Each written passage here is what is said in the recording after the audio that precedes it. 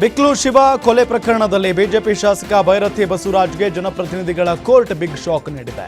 ನಿರೀಕ್ಷಣಾ ಜಾಮೀನು ಕೋರಿ ಸಲ್ಲಿಸಿದ್ದ ಅರ್ಜಿಯನ್ನು ಜನಪ್ರತಿನಿಧಿಗಳ ವಿಶೇಷ ಕೋರ್ಟ್ ವಜಾ ಮಾಡಿದೆ. ನಿರೀಕ್ಷಣಾ ಜಾಮೀನು ಅರ್ಜಿ ಸಂಬಂಧ ಸುದೀರ್ಘವಾದ ಪ್ರತಿವಾದ ನಡೆಸಿದ ಬಳಿಕ ಕೋರ್ಟ್ ಆದೇಶ ನೀಡಿದೆ. ತಲೆಮರೆಸಿಕೊಂಡಿರೋ ಭೈರತಿ ಬಸವರಾಜ್ಗೆ ಮತ್ತಷ್ಟು ಸಂಕಷ್ಟವಾಗಿದ್ದು ಯಾವುದೇ ಕ್ಷಣದಲ್ಲೂ ಆದರೂ ಅರೆಸ್ಟ್ ಆಗುವ ಸಾಧ್ಯತೆ ಇದೆ. ಭೈರತಿ ಬಸವರಾಜ್ಗಾಗಿ ಸಿಐಡಿ ಅಧಿಕಾರಿಗಳು ನಿರಂತರ ಹುಡುಕಾಟ ನಡೆಸ್ತಾ ಇದ್ದಾರೆ. ಸಿಎಂ ಸಿದ್ದರಾಮಯ್ಯ ವಿರುದ್ಧದ ಮೋಡಾ ಪ್ರಕರಣದಲ್ಲಿ ಬಿ ರಿಪೋರ್ಟ್ ಪ್ರಶ್ನಿಸಿ ಸ್ನೇಹಮಯಿ ಕೃಷ್ಣ ಅರ್ಜಿಯ ವಿಚಾರಣೆಯನ್ನ ಕೋರ್ಟ್ ಮುಂದೂಡಿದೆ. ತನಿಖೆ ಬಾಕಿ ಇದೆ ಅಂತ ಸುಳ್ಳು ಹೇಳ್ತಾ ಇದ್ದಾರೆ. ತನಿಖೆ ಪೂರ್ಣಗೊಂಡಿದೆ, ಅಂತಿಮ ವರದಿ ಅಂತ ಅವರೇ ಸಲ್ಲಿಸಿದ್ದಾರೆ. ನ್ಯಾಯಾಲಯದ ದಿಕ್ಕು ತಪ್ಪಿಸುತ್ತಿದ್ದಾರೆ ಅಂತ ಸ್ನೇಹಮಯಿ ಕೃಷ್ಣ ವಾದ ಮಂಡಿಸಿದ್ದು, ವಾದ ಪ್ರತಿವಾದ ಆಲಿಸಿದ ಜನಪ್ರತಿನಿಧಿಗಳ ವಿಶೇಷ ಕೋರ್ಟ್ ವಿಚಾರಣೆಯನ್ನ ಜನವರಿ 5ನೇ ತಾರೀಕಿಗೆ ಮುಂದೂಡಿದೆ. ಬಿಜೆಪಿ ರಾಜ್ಯಾಧ್ಯಕ್ಷರ ಬದಲಾವಣೆ ವಿಚಾರಕ್ಕೆ ಸಂಸದ ಬಸವರಾಜ ಬೊಮ್ಮಾಯಿ ಪ್ರತಿಕ್ರಿಯೆ ನೀಡಿದ್ದಾರೆ. ನಮ್ಮಲ್ಲಿ ಆ ರೀತಿಯ ಯಾವುದೇ ಚರ್ಚೆಗಳೂ ಇಲ್ಲ, ಯಾವುದೇ ಗೊಂದಲಗಳೂ ಇಲ್ಲ. ಹಳೆ ಬೇರು ಹೊಸ ಚಿಗುರು ಎಲ್ಲ ಜೊತೆಯಾಗಿ ಕೆಲಸ ಮಾಡಿಕೊಂಡು ಹೋಗ್ತಿದ್ದೇವೆ. ನಮ್ಮ ಗುರಿ ರಾಜ್ಯ ಸರ್ಕಾರದ ವಿರುದ್ಧ ಒಗ್ಗಟ್ಟಾಗಿ ಕೆಲಸ ಎಂದಿದ್ದಾರೆ. ಅಲ್ಲದೆ ವಿಜಯೇಂದ್ರ ವಿರುದ್ಧ ಹೇಳಿಕೆ ವಿಚಾರಕ್ಕೂ ಮಾತನಾಡಿ ಪ್ರಜಾಪ್ರಭುತ್ವ ವ್ಯವಸ್ಥೆಯಲ್ಲಿ ಅಷ್ಟು ಅಧಿಕಾರ ಇದೆ ಅಂತ ಹೇಳಿದ್ದಾರೆ. ಏನಿಲ್ಲ, ಅದರಲ್ಲಿ ಏನು ಗೊಂದಲ ಇಲ್ಲ. ನಮ್ಮಲ್ಲಿ ಯಾವುದೂ ಈಗ ಚರ್ಚೆ ಇಲ್ಲ. ನಾವು ಈಗ ಸಂಪೂರ್ಣವಾಗಿ ನಮ್ಮ ಲಕ್ಷ್ಯ ಈ ಸರ್ಕಾರದ ವಿರುದ್ಧ ಜನಸ್ತಮವನ್ನು ಎಚ್ಚರಿಸಿ ಜನ ಆಂದೋಲನ ಮಾಡೋ ಸಲುವಾಗಿದ್ದೇವೆ. ಈಗಾಗಲೇ ಇವತ್ತು ನಾಳೆ ನಮ್ಮೆಲ್ಲ ಘಟಕಗಳು ಕೂಡ ಸ್ಟ್ರೈಕ್ ಮಾಡ್ತಾ ಇದ್ದಾರೆ, ನಿರಂತರವಾಗಿ ಮಾಡ್ತಾ ಇದ್ದಾರೆ. ನಮ್ಮಲ್ಲಿ ಯಾವುದೇ ರೀತಿಯ ಗೊಂದಲ ಇಲ್ಲ. ಈಗಾಗಲೇ ನಮ್ಮದು ಹಳೆ ಬೇರು ಹೊಸ ಚಿಗುರು ಎರಡೂ ಇದೆ ಈ ಪಕ್ಷದಲ್ಲಿ. ಬೆನ್ನರ ಬಣ ಅವರು ರಾಜ್ಯದ BJPಯಲ್ಲಿ ಎಲ್ಲರನ್ನೂ ಒಟ್ಟಿಗೆ ತೆಗೆದುಕೊಂಡು ಹೋಗ್ಬೇಕನ್ನುವಂಥ ಸದುದ್ದೇಶದಿಂದ ಮಾಡಿದರೆ ಹೊರತಾಗಿ ಯಾರ್ದಾರ ವಿರುದ್ಧ ಅವರೇನು ಇವತ್ತು ಪ್ರಯತ್ನಗಳನ್ನು ಮಾಡಿಲ್ಲ. ಅವ್ರ ಹೇಳಿಕೆಗಳು ಎಲ್ಲಾದರೂ ನೋಡಿದಿರಾ ನೀವು? ಅಷ್ಟು ಪ್ರಜಾಪ್ರಭುತ್ವದಲ್ಲಿ ಅಷ್ಟಿದ್ದೇ ಇರ್ತದೆ. ಇನ್ನು ವಿಜಯಪುರದಲ್ಲೂ ಸಹ ಕೃಷಿ ಇಲಾಖೆ ಎಡಿ ಮಾಳಪ್ಪ ಯರ್ಜರಿ ನಿವಾಸದ ಮೇಲೆ ಲೋಕಾಯುಕ್ತರು ದಾಳಿ ನಡೆಸಿದ್ದಾರೆ. ಮಾಳಪ್ಪ ಯರ್ಜರಿಗೆ ಸೇರಿದ 4 ಕಡೆಗಳಲ್ಲಿ ಏಕಕಾಲಕ್ಕೆ ದಾಳಿ ನಡೆಸಿ ಬಿಸಿ ಮುಟ್ಟಿಸಿದ್ದಾರೆ. ವಿಜಯಪುರ ನಗರದ ಜಲನಗರದ ನಿವಾಸಿ ಬಸವನ ಬಾಗೇವಾಡಿ ತೋಟದ ಮನೆ, ಕಚೇರಿ, ಮಾವನ ಮನೆಯ ಮೇಲೂ ದಾಳಿ ನಡೆಸಿದ್ರು. ಲೋಕಾಯುಕ್ತ SP ಮಲ್ಲೇಶ್ ನೇತೃತ್ವದ ತಂಡದಿಂದ ದಾಳಿ ನಡೆಸಿದ ಅಧಿಕಾರಿಗಳು ಬೈಕ್, ಕಾರಿನ ಡ್ಯಾಶ್ಬೋರ್ಡ್, ಸೀಟ್ ಹಾಗೂ ಸ್ಕೂಟಿಯ ಡಿಕ್ಕಿಯ ಪರಿಶೀಲನೆ ವೇಳೆ ಕ್ಯಾರಿ ಬ್ಯಾಗ್ ಪತ್ತೆಯಾಗಿದ್ದು, ಕ್ಯಾರಿ ಬ್ಯಾಗ್ನಲ್ಲಿದ್ದ ಮಹತ್ವ ದಾಖಲೆ ವಶಕ್ಕೆ ಪಡೆದಿದ್ದಾರೆ. ಇತ್ತ ಕುರ್ಚಿ ಕಾದಾಟ ಜೋರಾಗ್ತಾ ಇದ್ದಂತೆ ಅತ್ತ ಸಿಎಂ ತವರು ಜಿಲ್ಲೆ ಮೈಸೂರಲ್ಲಿ ಬೃಹತ್ ಅಹಿಂದ ಸಮಾವೇಶಕ್ಕೆ ತಯಾರಿ ನಡೀತಾ ಇದೆ. ಇದರ ಅಂಗವಾಗಿ ಡಿಸೆಂಬರ್ 24ರ ನಾಳೆ ಕರ್ನಾಟಕ ರಾಜ್ಯ ಹಿಂದುಳಿದ ವರ್ಗಗಳ ಜಾಗೃತಿ ವೇದಿಕೆಯಿಂದ ಪೂರ್ವಭಾವಿ ಸಭೆ ನಡೆಯಲಿದೆ. ಸಿದ್ದರಾಮಯ್ಯ ಇವತ್ತಿನ ಅನಿವಾರ್ಯತೆ ಹೆಸರಿನಲ್ಲಿ ಸಮಾವೇಶ ನಡೆಸಿ ಅಹಿಂದ ಪವರ್ ತೋರಿಸಲು ಸಜ್ಜಾಗಿದ್ದಾರೆ.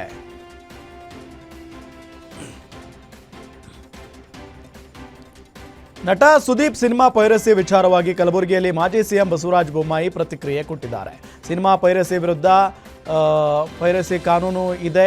ಸಿನಿಮಾ ಅಷ್ಟೇ ಅಲ್ಲ, ಎಲ್ಲ ರಂಗದಲ್ಲೂ ಪೈರಸಿ ಇದೆ. ಇದರ ಬಗ್ಗೆ ಸರ್ಕಾರ ಕ್ರಮ ಕೈಗೊಳ್ಳಬೇಕು ಅಷ್ಟೇ ಅಂತ ಬಸವರಾಜ ಬೊಮ್ಮಾಯಿ ಹೇಳಿಕೆ ನೀಡಿದರು. ಈ ಬಗ್ಗೆ ಕಾನೂನು ಈಗಾಗಲೇ ಆ್ಯಂಟಿ ಪೈರಸಿ ಕಾನೂನಿದೆ, ಅದು ಸರ್ಕಾರ ಕ್ರಮ ತಗೋಬೇಕಾಗುತ್ತೆ. ಪೈರಸಿ ಯಾವಾಗಲೂ ಕೂಡ ಯಾವುದೇ ರೀತಿಯ ಪೈರಸಿ ಇರ್ಬೋದು, ಬರೀ ಸಿನಿಮಾಕ್ಕೆ ಅಷ್ಟೇ ಅಲ್ಲ, ಎಲ್ಲ ರಂಗದಲ್ಲೂ ಪೈರಸಿ ಇದೆ, ಡೂಪ್ಲಿಕೇಟ್ ಇದೆ. ಅಮೃತಾಂಜನದಿಂದ ಹಿಡಿದು ವಿಕ್ಸ್ನಿಂದ ಹಿಡಿದು ಎಲ್ಲ ಡೂಪ್ಲಿಕೇಟ್ ಹಾಕವು.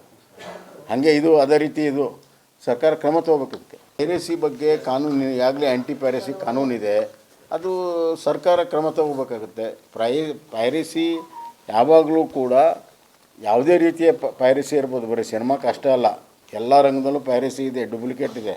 ಅಮೃತಾಂಜನದಿಂದ ಹಿಡಿದು ವಿಕ್ಸ್ನಿಂದ ಹಿಡಿದು ಎಲ್ಲ ಡೂಪ್ಲಿಕೇಟ್ ಹಾಕವು. ಹಾಗೆ ಇದು ಅದೇ ರೀತಿ ಇದು ಸರ್ಕಾರ ಕ್ರಮ ತಗೋಬೇಕಾಗುತ್ತೆ. ಪೈರಸಿ ಬಗ್ಗೆ ಕಾನೂನು ಈಗಾಗಲೇ ಆ್ಯಂಟಿ ಪೈರಸಿ ಕಾನೂನಿದೆ, ಅದು ಸರ್ಕಾರ ಕ್ರಮ ತಗೋಬೇಕಾಗುತ್ತೆ. ಪೈರಸಿ ಯಾವಾಗಲೂ ಕೂಡ ಯಾವುದೇ ರೀತಿಯ ಪೈರಸಿ ಇರ್ಬೋದು, ಬರೀ ಸಿನಿಮಾಕ್ಕೆ ಅಷ್ಟೇ ಅಲ್ಲ. ರಾಯಚೂರು ಜಿಲ್ಲೆಯಲ್ಲಿ ಬೆಳ್ಳಂಬೆಳಗ್ಗೆ ಲೋಕಾಯುಕ್ತ ದಾಳಿ ನಡೆದಿದೆ. ಸಿಂಧನೂರಿನ AEE ಬಿ ವಿಜಯಲಕ್ಷ್ಮಿಗೆ ಸೇರಿದ 2 ಮನೆ ಸೇರಿ 5 ಕಡೆಗಳಲ್ಲಿ ದಾಳಿ ಮಾಡಲಾಗಿದೆ. AEE ಆಗಿರುವ ವಿಜಯಲಕ್ಷ್ಮಿ ಮೇಲೆ ಆದಾಯಕ್ಕಿಂತ ಅಧಿಕ ಆಸ್ತಿ ಗಳಿಕೆ ಆರೋಪ ಕೇಳಿ ಬಂದಿದೆ. ಈ ಹಿನ್ನೆಲೆ ರಾಯಚೂರು, ಕೊಪ್ಪಳ, ಬಳ್ಳಾರಿ 3 ಜಿಲ್ಲೆಯ 5 ತಂಡಗಳಿಂದ ದಾಳಿ ಮಾಡಲಾಗಿದೆ. ರಾಯಚೂರಿನ IDSMT ಬಡಾವಣೆಯಲ್ಲಿನ ಮನೆ, ಗಂಗಾ ಪರಮೇಶ್ವರ್ ಲೇಔಟ್ನಲ್ಲಿನ ಮನೆ, ಯಾದಗಿರಿ ಜೋಳದ ಹೆಡಗಿ ಹಾಗೂ ಸಿಂಧನೂರಿನಲ್ಲಿ RWS ಕಚೇರಿ ಮೇಲೆ ದಾಳಿ ಮಾಡಲಾಗಿದೆ. ದಾಳಿ ನಡೆಸಿದ ಅಧಿಕಾರಿಗಳು ಮಹತ್ವದ ದಾಖಲೆಗಳನ್ನು ಪರಿಶೀಲನೆ ನಡೆಸಿದರು. ಚಳಿಗೆ ಮನೆಯಲ್ಲಿ ಬೆಚ್ಚಗೆ ಮಲಗಿದ್ದ ಭ್ರಷ್ಟ ಅಧಿಕಾರಿಗಳಿಗೆ ಬೆಳ್ಳಂಬೆಳಗ್ಗೆ ಲೋಕಾಯುಕ್ತ ಅಧಿಕಾರಿಗಳು ಬಿಸಿ ಮುಟ್ಟಿಸಿದ್ದಾರೆ. ಬಾಗಲಕೋಟೆಯಲ್ಲಿ ಆದಾಯಕ್ಕಿಂತ ಹೆಚ್ಚು ಆಸ್ತಿ ಸಂಪಾದನೆ ಮಾಡಿದ ಆರೋಪ ಹಿನ್ನೆಲೆ ಜಿಲ್ಲಾ ಪಂಚಾಯತ್ ಸಹಾಯಕ ಕಾರ್ಯದರ್ಶಿ ಶ್ಯಾಮ್ ಸುಂದರ್ ಮನೆ ಹಾಗೂ ಕಚೇರಿ ಮೇಲೆ ಲೋಕಾಯುಕ್ತರು ದಾಳಿ ನಡೆಸಿದ್ದಾರೆ. ಲೋಕಾಯುಕ್ತ SP ಟಿ ಮಲ್ಲೇಶಿ ನೇತೃತ್ವದಲ್ಲಿ ನರಗುಂದದಲ್ಲಿನ 2 ಮನೆ ಹಾಗೂ ಬಾಗಲಕೋಟೆಯ ಜಿಲ್ಲಾಡಳಿತ ಕಚೇರಿ ಮೇಲೆ ಏಕಕಾಲಕ್ಕೆ ದಾಳಿ ನಡೆಸಿ ಪರಿಶೀಲನೆ ನಡೆಸಿದರು. ಖಾಸಗಿ ಕ್ಲಿನಿಕ್ಗೆ NOC ಕೊಡಲು ಲಂಚಕ್ಕೆ ಬೇಡಿಕೆ ಹಿನ್ನೆಲೆ ಲೋಕಾಯುಕ್ತ ಅಧಿಕಾರಿಗಳು ದಾಳಿ ನಡೆಸಿದ್ದಾರೆ. ಹಾವೇರಿಯ ಪರಿಸರ ಮಾಲಿನ್ಯ ನಿಯಂತ್ರಣ ಮಂಡಳಿ ಕಚೇರಿಯಲ್ಲಿ ಹೊರಗುತ್ತಿಗೆ ನೌಕರಸ್ತೆ ನವೀನ್ ಎಂಬುವವರಿಗೆ ಹಣಕ್ಕಾಗಿ ಡಿಮ್ಯಾಂಡ್ ಮಾಡಿದ್ರು. NOCಗಾಗಿ 6,000 ಹಣ ಪಡೆಯುವಾಗ ದಾಳಿ ಮಾಡಿದ ಲೋಕಾಯುಕ್ತರು ಸವಿತಾಳನ್ನ ಬಂಧಿಸಿ ವಿಚಾರಣೆ ನಡೆಸಿದ್ದಾರೆ. ಹುಬ್ಬಳ್ಳಿಯ ಇನಾಮ್ ವೀರಾಪುರ ಗ್ರಾಮದಲ್ಲಿ ನಡೆದ ಮರ್ಯಾದಾ ಹತ್ಯೆ ಪ್ರಕರಣದಲ್ಲಿ ಇದೀಗ ಮತ್ತೆ 3 ಪೊಲೀಸರು ಅರೆಸ್ಟ್ ಮಾಡಿದ್ದು ಬಂಧಿತರ ಸಂಖ್ಯೆ 6ಕ್ಕೆ ತಲುಪಿದೆ. ಪ್ರತಿಷ್ಠೆಗಾಗಿ ಗರ್ಭಿಣಿ ಪುತ್ರಿಯನ್ನ ತಂದೆಯೇ ಹತ್ಯೆ ಮಾಡಿದ್ದ ಕೇಸ್ನಲ್ಲಿ ಬಗೆದಷ್ಟು ಭಯಾನಕ ಸತ್ಯ ಬಯಲಾಗ್ತಿದೆ. ಆರೋಪಿಗಳು ದಲಿತ ಯುವಕ ವಿವೇಕಾನಂದನ ಇಡೀ ಕುಟುಂಬವನ್ನೇ ಸರ್ವನಾಶ ಮಾಡಲು ಸ್ಕೆಚ್ ಹಾಕಿದ್ರು ಅನ್ನೋದು ಗೊತ್ತಾಗಿದೆ. ಮೊದಲಿಗೆ ಯುವಕನ ತಂದೆ, ಆನಂತರ ವಿವೇಕಾನಂದನ ಕೊಲೆ ಮಾಡೋಕೆ ವಿಫಲ ಯತ್ನ ನಡೆದಿದೆ. ಬಳಿಕ ಮಗಳನ್ನ ಟಾರ್ಗೆಟ್ ಮಾಡಿ ಹತ್ಯೆ ಮಾಡಲಾಗಿದ್ದು ಆರೋಪಿಗಳ ಕುಟುಂಬವೇ ಈಗ ಜೈಲು ಪಾಲಾಗಿದೆ. ಅಲ್ಲದೆ ಈ ಕೃತ್ಯದಲ್ಲಿ ಕೆಲ ಗ್ರಾಮಸ್ಥರೇ ಆರೋಪಿಗಳಿಗೆ ಸಾಥ್ ನೀಡಿರುವುದು ಆಘಾತಕಾರಿ ವಿಷಯ ಬೆಳಕಿಗೆ ಬಂದಿದೆ. ಮರ್ಯಾದಾ ಹತ್ಯೆ ಪ್ರಕರಣ ಸಂಬಂಧ ಈವರೆಗೆ 6 ಮಂದಿ ಆರೋಪಿಗಳನ್ನು ಬಂಧಿಸಲಾಗಿದೆ ಅಂತ ಧಾರವಾಡ SP ಗುಂಜನ್ ಆರ್ಯ ಹೇಳಿಕೆ ನೀಡಿದ್ರು. ಗುರುಸಿದ್ದ ಗೌಡ ಪಾಟೀಲ್, ಫಕ್ಕೀರಗೌಡ ಪಾಟೀಲ್, ಕುಮಾರಗೌಡ ಪಾಟೀಲ್ನನ್ನ ಬಂಧಿಸಲಾಗಿದೆ. ಇವರು ಮಾನ್ಯ ತಂದೆ ಸಂಬಂಧಿಕರಾಗಿದ್ದಾರೆ. ಸದ್ಯ 14 ಜನರ ಮೇಲೆ ಮಾನ್ಯ ಪತಿ ವಿವೇಕಾನಂದ ದೂರು ನೀಡಿದ್ದಾರೆ. ಇನ್ನು ತನಿಖೆ ಹಂತದಲ್ಲಿ ಇದ್ದೇವೆ. ಇನ್ನೂ ಆರೋಪಿಗಳಿದ್ದಾರೆ. ತನಿಖೆ ನಂತರ ಎಲ್ಲ ಗೊತ್ತಾಗಲಿದೆ. ನಮ್ಮ ತನಿಖೆಯಲ್ಲಿ ಸಾಕ್ಷಿ ದಾಖಲು ಮಾಡ್ತೇವೆ ಅಂತ ಹೇಳಿದ್ರು. ಇನ್ನು ಮರ್ಯಾದಾ ಹತ್ಯೆ ಪ್ರಕರಣ ಖಂಡಿಸಿ ವಿವಿಧ ದಲಿತ ಪರ ಸಂಘಟನೆ ಕಾರ್ಯಕರ್ತರು ತಹಶೀಲ್ದಾರ್ ಕಚೇರಿ ಎದುರು ಪ್ರತಿಭಟನೆ ನಡೆಸಿ ಸೂಕ್ತ ನ್ಯಾಯಕ್ಕಾಗಿ ಆಗ್ರಹಿಸಿದ್ರು. ಇವತ್ತು 23ನೇ ತಾರೀಕು ನಾವೇ ಇನ್ನೂ 3 ಜನಕ್ಕೆ ಇವತ್ತು ಬೆಳಿಗ್ಗೆ ಅರೆಸ್ಟ್ ಮಾಡಿದ್ದೀವಿ. ಅವ್ರ ಹೆಸರು ಗುರ್ಷಿದ್ ಗೌಡ, ಫಕೀರ್ ಗೌಡ ಪಾಟೀಲ್ ಮತ್ತು ಕುಮಾರ್ ಗೌಡ ಪಾಟೀಲ್. ಈ 3 ಜನ ಅವರು ಸಂಬಂಧಿಕರು ಇದ್ದಾರೆ. ಸೊ ಅವರಿಗೇನು ನಾವೇ ಅರೆಸ್ಟ್ ಮಾಡಿಸಿದ್ದೀವಿ. ಇನ್ನೂ ನಮ್ಮ ತಂಡಗಳು ಫೀಲ್ಡಲ್ಲಿ ಇದ್ದಾರೆ ಮತ್ತು ನಮ್ಮದು ಬಂದೋಬಸ್ತ್ ನಡೀತಾ ಇದೆ ಆ ಊರಲ್ಲಿ. ಆದಷ್ಟು ಬೇಗ ನಾವೇ ಮಿಕ್ಕಿದ್ದು ಎಷ್ಟು ಜನ ಆರೋಪಿ ಇದ್ದಾರೆ ಅವರಿಗೇನು ಅರೆಸ್ಟ್ ಮಾಡ್ತೀವಿ. ಇದರಲ್ಲಿ FIR ಅಲ್ಲಿ ಟೋಟಲ್ 14 ಜನ ಮೇಲೆ ಕಂಪ್ಲೇಂಟ್ ಕೊಟ್ಟಿದ್ದಾರೆ ಅವರು. ಅದರಲ್ಲಿ ಕೆಲವು ಜನ ಇದ್ದಾರೆ. ನಾವೇ ಆಲ್ಮೋಸ್ಟ್ ಈಗ 6 ಜನಗೆ ವಶಕ್ಕೆ ಪಡೆದಿದ್ವಿ. ಮಿಕ್ಕಿದಕ್ಕೆ ನಾವೇ ಆದಷ್ಟು ಬೇಗ ಅರೆಸ್ಟ್ ಮಾಡ್ತೀವಿ. ಹೌದು, ಅಲ್ಲಿ ಸುಮಾರು 5 ಲೇಡೀಸ್ ಇದ್ದಾರೆ, 5 ಜನ ಹೆಣ್ಮಕ್ಳು ಇದ್ದಾರೆ, ಒಬ್ಬ ಮೈನರ್ ಇದ್ದಾರೆ. ಕಲಬುರಗಿಯಲ್ಲಿ ಬಿಜೆಪಿ ಕಾರ್ಯಕರ್ತೆ ಜ್ಯೋತಿ ಪಾಟೀಲ್ ಆತ್ಮಹತ್ಯೆ ಪ್ರಕರಣಕ್ಕೆ ಸಂಬಂಧಪಟ್ಟಂತೆ ಬಿಜೆಪಿ ಕಾರ್ಯಕರ್ತ ಮಲ್ಲಿನಾಥ್ ಬಿರಾದಾರ್ನನ್ನ ಅರೆಸ್ಟ್ ಮಾಡಲಾಗಿದೆ. ನಂದೂರ್ ಗ್ರಾಮದ ಮಲ್ಲಿನಾಥ್ ಬಿರಾದಾರ್ ಮನೆಯಲ್ಲಿ ಜ್ಯೋತಿ ಪಾಟೀಲ್ ಪೆಟ್ರೋಲ್ ಸುರಿದುಕೊಂಡು ಆತ್ಮಹತ್ಯೆಗೆ ಶರಣಾಗಿದ್ರು. ಇನ್ನು ಇವರಿಬ್ಬರ ನಡುವೆ ಆತ್ಮೀಯತೆ ಹೆಚ್ಚಾಗಿತ್ತು. ಆದರೆ ಇತ್ತೀಚೆಗೆ ಮಲ್ಲಿನಾಥ್ ಜ್ಯೋತಿ ಪಾಟೀಲ್ನಿಂದ ದೂರ ಆಗೋದಕ್ಕೆ ಮುಂದಾಗಿದ್ದ. ಇದೇ ವಿಚಾರದಲ್ಲಿ ಇಬ್ಬರ ಮಧ್ಯೆ ಕಿರಿಕುಂಟಾಗಿ ಕೊನೆಗೆ ಜ್ಯೋತಿ ಆತ್ಮಹತ್ಯೆ ಮಾಡಿಕೊಂಡಿದ್ರು. ಮಲ್ಲಿನಾಥ್ ಬಂಧಿಸಿರೋ ಫರಹತಾಬಾದ್ ಪೊಲೀಸರು ನ್ಯಾಯಾಂಗ ಬಂಧನಕ್ಕೆ ಒಪ್ಪಿಸಿದ್ದಾರೆ. ಗಾಂಜಾ ಮತ್ತಿನಲ್ಲಿ ವಕೀಲರನ್ನ ಅಡ್ಡಗಟ್ಟಿ ಮನ ಬಂದಂತೆ ಹಲ್ಲೆ ಮಾಡಲಾಗಿದೆ. ಬೆಂಗಳೂರು ಗ್ರಾಮಾಂತರ ಜಿಲ್ಲೆಯ ನೆಲಮಂಗಲ ತಾಲೂಕಿನ ಮಾಚುಹಳ್ಳಿ ಗ್ರಾಮದ ಬೈರರಾಮೇಶ್ವರ ಕಾಂಪ್ಲೆಕ್ಸ್ ಬಳಿ ಘಟನೆ ನಡೆದಿದ್ದು ವೆಂಕಟೇಶ್ ಹಲ್ಲೆಗೊಳಗಾದ ವಕೀಲ ಅಂತ ತಿಳಿದು ಬಂದಿದೆ. ಗಾಂಜಾ ಮತ್ತಿನಲ್ಲಿ ಅಖಿಲೇಶ್ ಹುಚ್ಚೇಗೌಡರ ಗುಂಪು ಹಲ್ಲೆ ಮಾಡಿದ್ದಾರೆ ಎನ್ನಲಾಗಿದೆ. ಹಲ್ಲೆ ನಡೆಸಿರುವ ವಿಡಿಯೋ CC ಕ್ಯಾಮೆರಾದಲ್ಲಿ ಸೆರೆಯಾಗಿದೆ. ಗಾಯಾಳು ವಕೀಲ ವೆಂಕಟೇಶ್ಗೆ ಖಾಸಗಿ ಆಸ್ಪತ್ರೆಯಲ್ಲಿ ಚಿಕಿತ್ಸೆ ಮುಂದುವರೆದಿದ್ದು ಮಾದನಾಯಕನಹಳ್ಳಿ ಪೊಲೀಸ್ ಠಾಣೆಯಲ್ಲಿ ಪ್ರಕರಣ ದಾಖಲಾಗಿದೆ. ಅಪಘಾತವಾಗಿ ಬಿದ್ದಿದ್ದ ವ್ಯಕ್ತಿಯ ಮೊಬೈಲ್ನಿಂದ 80,000 ಹಣ ಕಳ್ಳತನ ಮಾಡಿದ್ದ ಇಬ್ಬರು ಆರೋಪಿಗಳನ್ನು ಪೊಲೀಸರು ಬಂಧಿಸಿದ್ದಾರೆ. ರಮೇಶ್, ಮನು ಬಂಧಿತ ಆರೋಪಿಗಳಾಗಿದ್ದು 80,000 ಹಣ ವಶಕ್ಕೆ ಪಡೆಯಲಾಗಿದೆ. ಡಿಸೆಂಬರ್ 19ರಂದು ಮೈಸೂರು ತಾಲೂಕಿನ ಕಡಕೋಳದ ಗ್ರಾಮದ ಬಳಿ ಅಪಘಾತ ಸಂಭವಿಸಿತ್ತು. ಘಟನೆಯಲ್ಲಿ ಗಾಯಗೊಂಡಿದ್ದ ಗಣೇಶನನ್ನು ಆಸ್ಪತ್ರೆಗೆ ಸೇರಿಸುವ ನೆಪದಲ್ಲಿ ಆರೋಪಿಗಳು UPI ಮೂಲಕ 80,000 ಹಣ ವರ್ಗಾವಣೆ ಮಾಡಿಕೊಂಡು ಎಸ್ಕೇಪ್ ಆಗಿದ್ರು. ವಿಷಯ ತಿಳಿದ ಗಣೇಶ್ ಸಹೋದರ ಅಂಕನಾಯಕ CN ಪೊಲೀಸ್ ಠಾಣೆಗೆ ದೂರು ದಾಖಲಿಸಿದ್ರು. ಹಣ ವರ್ಗಾವಣೆ ಬಗ್ಗೆ ಮಾಹಿತಿ ಸಂಗ್ರಹಿಸಿದ ಪೊಲೀಸರು ಆರೋಪಿಗಳನ್ನು ಬಂಧಿಸಿ ಜೈಲಿಗೆ ಕಳುಹಿಸಿದ್ದಾರೆ. ಕಲ್ಲು ಗಣಿಗಾರಿಕೆ ನಡೆಸಲು ಕಾಟೇರಮ್ಮ ದೇಗುಲ ನೆಲಸಮ ವಿರೋಧಿಸಿ ಗ್ರಾಮಸ್ಥರು ಆಕ್ರೋಶ ಹೊರಹಾಕಿದ್ದಾರೆ. ಬೆಂಗಳೂರು ಗ್ರಾಮಾಂತರ ಜಿಲ್ಲೆಯ ದೇವನಹಳ್ಳಿ ತಾಲೂಕಿನ ಬ್ಯಾಡರಹಳ್ಳಿ ಸರ್ವೆ ನಂಬರ್ 18ರಲ್ಲಿ ಕ್ವಾರೆ ನಡೆಸಲು ಭೂಗಳರು ಕಣ್ಣು ಹಾಕಿದ್ರು. ಕಲ್ಲು ಗಣಿಗಾರಿಕೆ ನಡೆಸಲು ದೇಗುಲ ಅಡ್ಡಿ ಆಗಿರುವ ಕಾರಣ ಧ್ವಂಸಕ್ಕೆ ಸಿದ್ಧತೆ ಹಿನ್ನೆಲೆ ನಮ್ಮ ಭೂಮಿ ನಮ್ಮ ದೇಗುಲ ನಮಗೆ ಉಳಿಬೇಕು ಅಂತ ಘೋಷಣೆ ಕೂಗಿ ಸರ್ಕಾರದ ವಿರುದ್ಧ ಸ್ಥಳೀಯರು ಕಿಡಿಕಾರಿದ್ದಾರೆ. ಕಾನೂನು ಉಲ್ಲಂಘಿಸಿ ಅವೈಜ್ಞಾನಿಕವಾಗಿ ಅನುಮತಿ ಕೊಟ್ಟಿರುವ ಭ್ರಷ್ಟ ಅಧಿಕಾರಿಗಳ ವಿರುದ್ಧ ಸ್ಥಳೀಯರು ಆಕ್ರೋಶ ಹೊರಹಾಕಿದ್ದಾರೆ.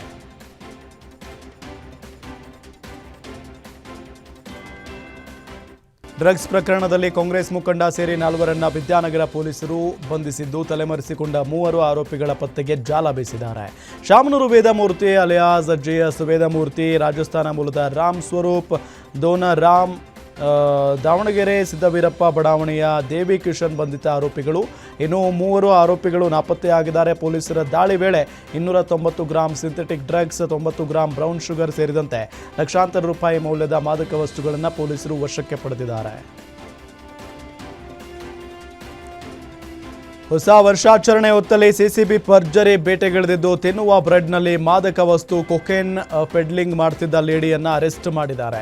ಮುಂಬೈನಿಂದ ಬೆಂಗಳೂರಿಗೆ ಖಾಸಗಿ ಬಸ್ನಲ್ಲಿ ಕೊಕೇನ್ ಪೆಡ್ಲಿಂಗ್ ಮಾಡ್ತಿದ್ದ ನೈಜೀರಿಯಾ ಮೂಲದ ಒಲಾಜಿಡೆ ಎಸ್ತಾರ್ನನ್ನ ಸಿಸಿಬಿ ಪೊಲೀಸರು ಬಂಧಿಸಿದ್ದಾರೆ. ಈಕೆಯಿಂದ 65 ಲಕ್ಷ ಮೌಲ್ಯದ 120 ಗ್ರಾಂ ಕೊಕೇನ್ ಸೀಸ್ ಮಾಡಿ NDPS ಕಾಯ್ದೆಯಡಿ ಪ್ರಕರಣ ದಾಖಲಿಸಿಕೊಂಡು ತನಿಖೆ ಮುಂದುವರೆಸಿದ್ದಾರೆ. ಷೇರು ಮಾರುಕಟ್ಟೆಯಲ್ಲಿ ಹೂಡಿಕೆ ಮಾಡಿದರೆ ಅಧಿಕ ಲಾಭ ಪಡೆಯುವ ಆಮಿಷ ಒಡ್ಡಿ ವ್ಯಕ್ತಿಗೆ 76 ಲಕ್ಷ ವಂಚನೆ ಮಾಡಿರುವ ಘಟನೆ ದಾವಣಗೆರೆಯ ವಿನಾಯಕ ಬಡಾವಣೆಯಲ್ಲಿ ನಡೆದಿದೆ. ಫೇಸ್ಬುಕ್ ಮೂಲಕ ಪರಿಚಿತನಾದ ವ್ಯಕ್ತಿಯನ್ನ ಸ್ನೇಹದಿಂದ ವರ್ತಿಸಿ ವಂಚನೆ ಮಾಡಿರುವುದು ಬೆಳಕಿಗೆ ಬಂದಿದೆ. ವಾಟ್ಸಾಪ್ ಮೂಲಕ ಸಂಪರ್ಕ ಸಾಧಿಸಿ ಹಣ ಹೂಡಿಕೆ ಒತ್ತಾಯಿಸಿದ್ದಾರೆ. ಬಳಿಕ ಸೆಪ್ಟೆಂಬರ್ನಿಂದ ಡಿಸೆಂಬರ್ ಮಧ್ಯೆ ವಿವಿಧ ಬ್ಯಾಂಕ್ ಖಾತೆಗಳಿಗೆ 10 ಬಾರಿ ಹಣ ವರ್ಗಾವಣೆ ಮಾಡಿದ್ದಾರೆ. ಹೂಡಿಕೆ ಮಾಡಿದ ಹಣವನ್ನು ಕೆಲ ದಿನ ಬಿಟ್ಟು ಹಿಂಪಡೆಯಲು ಹೋದಾಗ ವಂಚನೆ ಬಯಲಿಗೆ ಬಂದಿದೆ. ಘಟನೆ ಸಂಬಂಧ CN ಠಾಣೆಯಲ್ಲಿ ಪ್ರಕರಣ ದಾಖಲಾಗಿದೆ.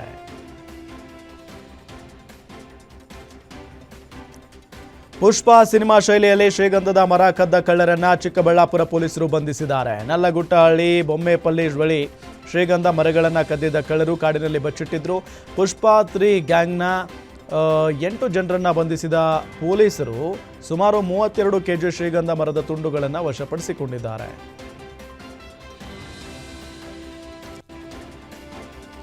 ಜಿಲ್ಲಾ ಕ್ರೀಡಾಂಗಣದ ಅವ್ಯವಸ್ಥೆ ವಿರುದ್ಧ ಹಾಗೂ ಕ್ರೀಡಾಪಟುಗಳಿಗೆ ಸಮರ್ಪಕ ಸೌಲಭ್ಯ ನೀಡುವಂತೆ ಒತ್ತಾಯಿಸಿ ಯಾದಗಿರಿಯಲ್ಲಿ ಪ್ರತಿಭಟನೆ ನಡೆಸಲಾಯಿತು.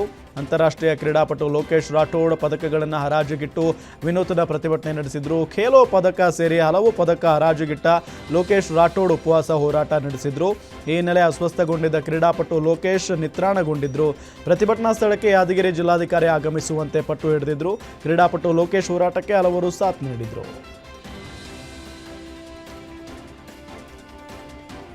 ದ್ವೇಷ ಭಾಷಣ ಮಸೂದೆ ಹಾಗೂ ಬಾಂಗ್ಲಾದಲ್ಲಿ ಹಿಂದೂಗಳ ಮೇಲಿನ ದೌರ್ಜನ್ಯ ಖಂಡಿಸಿ ಧಾರವಾಡದಲ್ಲಿ ಶಿವಸೇನೆ ಪ್ರತಿಭಟನೆ ನಡೆಸಿದೆ. ಧಾರವಾಡ ಜಿಲ್ಲಾಧಿಕಾರಿ ಕಚೇರಿ ಎದುರು ಪ್ರತಿಭಟನೆ ನಡೆಸಿದ ಕಾರ್ಯಕರ್ತರು ದೇಶದಿಂದ ಬಾಂಗ್ಲಾ ಜನರನ್ನು ಹೊರ ಹಾಕಬೇಕೆಂದು ಒತ್ತಾಯಿಸಿದ್ರು.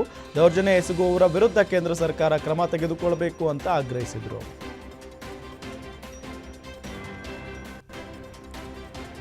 ಬೈಕ್ಗೆ ಟಿಪ್ಪರ್ ಲಾರಿ ಡಿಕ್ಕಿಯಾಗಿ ಇಬ್ಬರು ಮೃತಪಟ್ಟಿರುವ ಘಟನೆ ಮಂಡ್ಯ ಜಿಲ್ಲೆಯ ಮದ್ದೂರು ತಾಲೂಕಿನ ತೊರೆಶೆಟ್ಟಿಹಳ್ಳಿ ಬಳಿ ಹೆದ್ದಾರಿಯಲ್ಲಿ ನಡೆದಿದೆ. ಶಂಕರ್ ಹಾಗೂ ವೀರೇಂದ್ರ ಮೃತ ದುರ್ದೈವಿಗಳು ಅಂತ ಗುರುತಿಸಲಾಗಿದೆ. ಮೃತದೇಹಗಳನ್ನು ಮದ್ದೂರು ಸಾರ್ವಜನಿಕ ಆಸ್ಪತ್ರೆಗೆ ರವಾನೆ ಮಾಡಲಾಗಿದ್ದು, ಘಟನೆ ಸಂಬಂಧ KM ದೊಡ್ಡಿ ಪೊಲೀಸ್ ಠಾಣೆಯಲ್ಲಿ ಪ್ರಕರಣ ದಾಖಲಾಗಿದೆ.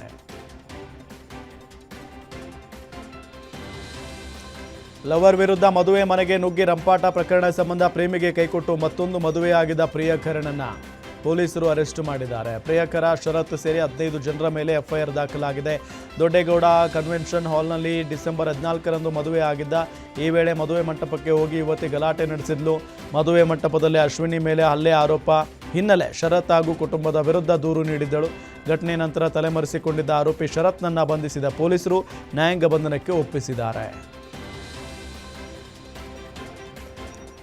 ಜಿಲ್ಲಾಸ್ಪತ್ರೆಗೆ ರೋಗಿಯನ್ನ ಕರೆದುಕೊಂಡು ಬರುವಾಗಲೇ ಏಕಾಏಕಿ ಕಾರಿನ ಇಂಜಿನ್ನಲ್ಲಿ ಬೆಂಕಿ ಕಾಣಿಸಿಕೊಂಡಿದೆ. ಚಿಕ್ಕಮಗಳೂರು ನಗರದ ಮಲ್ಲೇಗೌಡ ಸರ್ಕಾರಿ ಜಿಲ್ಲಾ ಆಸ್ಪತ್ರೆ ಬಳಿ ಈ ಘಟನೆ ನಡೆದಿದೆ. ಬೆಂಕಿ ಕಾಣಿಸಿಕೊಂಡ ತಕ್ಷಣ ಸ್ಥಳೀಯರು ನೀರು, ಆಕ್ಸಿಜನ್ ಸಿಲಿಂಡರ್ ಮೂಲಕ ಬೆಂಕಿಯನ್ನು ನಂದಿಸಿದ್ರು. ರಾಜ್ಯ ಸರ್ಕಾರದಿಂದ ದ್ವೇಷ ಭಾಷಣ ಕಾಯ್ದೆ ಬಿಲ್ ಪಾಸ್ ವಿಚಾರ ಹಿನ್ನೆಲೆ ಹುಬ್ಬಳ್ಳಿಯಲ್ಲೂ ಆಕ್ರೋಶ ಭುಗಿಲೆದ್ದಿದೆ. ಹುಬ್ಬಳ್ಳಿಯ ತಹಶೀಲ್ದಾರ್ ಕಚೇರಿ ಎದುರು ಬಿಜೆಪಿ ಕಾರ್ಯಕರ್ತರು ಬೃಹತ್ ಪ್ರತಿಭಟನೆ ನಡೆಸಿದರು. ದ್ವೇಷ ಭಾಷಣ ಕಾಯ್ದೆ ವಾಕ್ ಸ್ವಾತಂತ್ರ್ಯವನ್ನು ಹರಣ ಮಾಡುವ ಕಾಯ್ದೆಯಾಗಿದೆ. ದ್ವೇಷ ಭಾಷಣ ಕಾಯ್ದೆಯನ್ನು ರಾಜ್ಯಪಾಲರು ಅಂಗೀಕರಿಸಬಾರದು ಅಂತ ಬೃಹತ್ ಪ್ರತಿಭಟನೆಯಲ್ಲಿ ಆಗ್ರಹಿಸಲಾಯಿತು. ಎಂಎಲ್ಸಿ ಪ್ರದೀಪ್ ಶೆಟ್ಟರ್ ನೇತೃತ್ವದಲ್ಲಿ ನಡೆದ ಪ್ರತಿಭಟನೆಯಲ್ಲಿ ನೂರಾರು ಕಾರ್ಯಕರ್ತರು ಭಾಗಿಯಾಗಿದ್ದರು.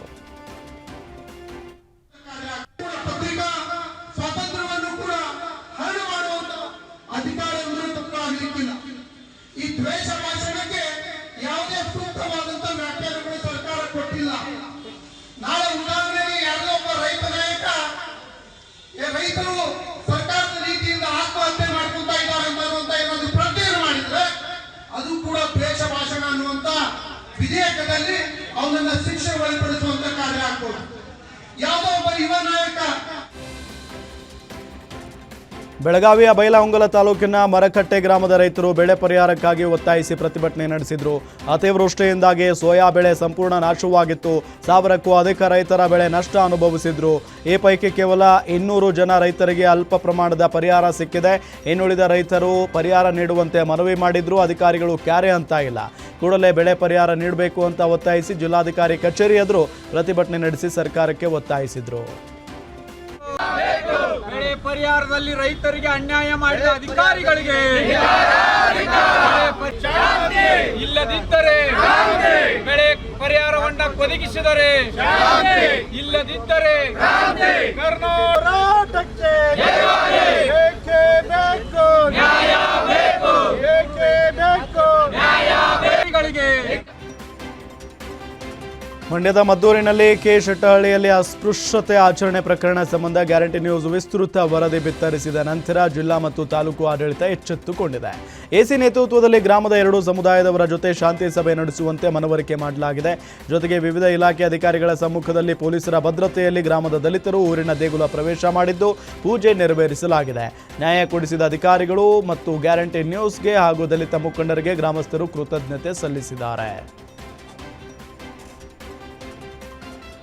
ಕಳೆದ 4 ದಿನಗಳಿಂದ ಓಡಾಡುತ್ತಿರುವ ಒಂಟಿ ಸಲಗ ಹಾವೇರಿ ಜಿಲ್ಲೆಯ ಹಿರೇಕೆರೂರು ಪಟ್ಟಣದಲ್ಲಿ ಕಾಣಿಸಿಕೊಂಡಿತ್ತು. ದುರ್ಗಾದೇವಿ ನಗರದ ಶಾಸಕರ ಮಾದರಿ ಶಾಲೆಯ ಗೇಟ್ ಮುರಿದು ಆನೆ ಒಳ ಪ್ರವೇಶಿಸಿತ್ತು. ಆರಂಭದಲ್ಲಿ ಬ್ಯಾಡಗಿ, ಬಳಿಕ ರಾಣೆಬೆನ್ನೂರು, ಈಗ ಹಿರೇಕೆರೂರಿನಲ್ಲಿ ಕಾಣಿಸಿಕೊಂಡಿದ್ದು ಸುತ್ತಮುತ್ತಲಿನ ಗ್ರಾಮಸ್ಥರು ಆತಂಕದಲ್ಲಿದ್ದಾರೆ. ರೈತರ ಜಮೀನಿನಲ್ಲಿ ಬೆಳೆದಿದ್ದ ಬೆಳೆಯನ್ನು ಕೂಡ ಹಾನಿ ಮಾಡಿದೆ. ನಿನ್ನೆ ರಾಣೆಬೆನ್ನೂರು ತಾಲೂಕಿನ ಕುಸಗೂರ ಗ್ರಾಮದ ಬಳಿ ಆನೆ ಪ್ರತ್ಯಕ್ಷವಾಗಿತ್ತು.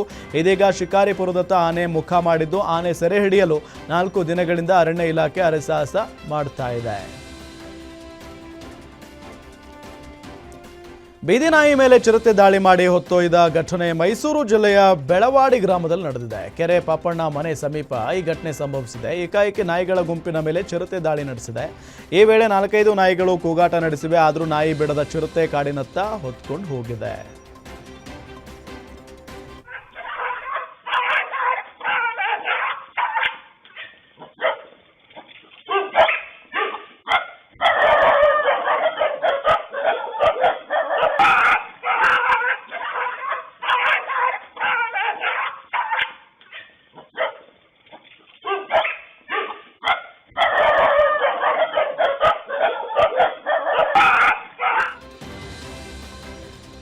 ಶ್ರೀ ಕ್ಷೇತ್ರ ಮಲೆ ಮಹದೇಶ್ವರ ಬೆಟ್ಟದ 108 ಅಡಿ ಪ್ರತಿಮೆ ಮುಂಭಾಗದಲ್ಲಿ ರೀಲ್ಸ್ ಮಾಡಿದ್ದ ಮಹಿಳೆ ಹಾಗೂ ಹಿಟಾಚಿ ಯಂತ್ರದ ಚಾಲಕನ ವಿರುದ್ಧ ಮಲೆ ಮಹದೇಶ್ವರ ಬೆಟ್ಟ ಪೊಲೀಸ್ ಠಾಣೆಯಲ್ಲಿ ಪ್ರಕರಣ ದಾಖಲಾಗಿದೆ. ಶ್ರೀ ಕ್ಷೇತ್ರ ಮಲೆ ಮಹದೇಶ್ವರ ಬೆಟ್ಟದ ದೀಪದ ಗಿರಿ ಒಡ್ಡುವಿನಲ್ಲಿ 108 ಅಡಿ ಮಹದೇಶ್ವರ ಪ್ರತಿಮೆ ಸ್ಥಾಪಿಸಿ ತಳಭಾಗದಲ್ಲಿ ಮಹದೇಶ್ವರರ ಜೀವನ ಚರಿತ್ರೆಯುಳ್ಳ ಮ್ಯೂಸಿಯಂ ನಿರ್ಮಾಣ ಮಾಡಲಾಗಿದೆ.